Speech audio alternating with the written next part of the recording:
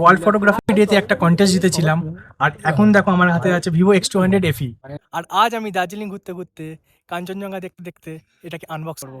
অনেক দিন থেকে আমার একটি পাহাড় কেনার শখ, কিন্তু পাহাড়কে বিক্রি করে আমি জানি না।